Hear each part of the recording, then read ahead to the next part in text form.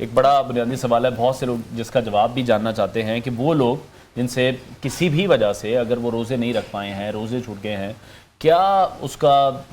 ہرجانہ ہم کہہ لیں، کیا اس کا ایک طریقہ کار ہے، کس طرح سے وہ اس کو مکمل کر سکتے ہیں؟ دیکھیں بڑا اہم یہ سوال ہے اور رمضان المبارک کے مسائل میں سے ایک اہم مسئلہ ہے۔ دیکھیں اس میں دو چیزیں، پہلی تو یہ کہ جان بوجھ کے روزے رکھتے ہیں، چھوڑتے ہیں، ان کے بارے تو نبی پاک نے فرما دیا کہ ساری زندگی بھی اس کی قضا ادا کرتے ہیں تو ایک روزے کی قضا ادا نہیں کر سکتے۔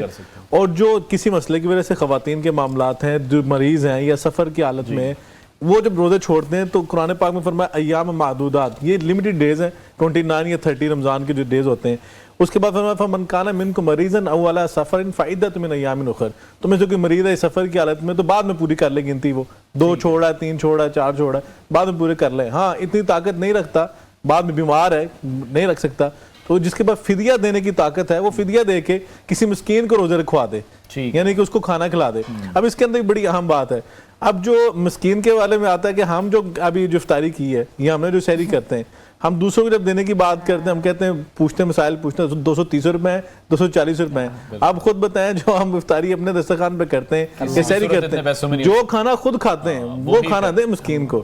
تب جا کے آپ وہ روزے کی جو فدیہ جو ہے اس کا حق ادا کر رہے ہیں۔ تو ما قدر اللہ کا قدری، ظالمون اللہ کی قدر کو نہیں پہچانا، تو اللہ کے ساتھ تو مذاق نہیں ہے۔ ادھر ہی میں آپ کو چھوٹی سی ایک بات کروں گی، جو لوگ نہیں ہوتے اس دنیا میں،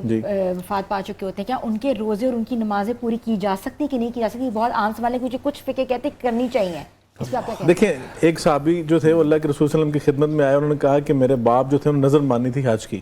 تو وہ حج نہیں کر سکے تھے، تو کیا میری طرف سے فرض ہے کہ ان کی طرف سے حج کروں؟ نہیں، پس نے فرمایا کیا اگر تمہارے باپ کے اوپر قرضہ ہوتا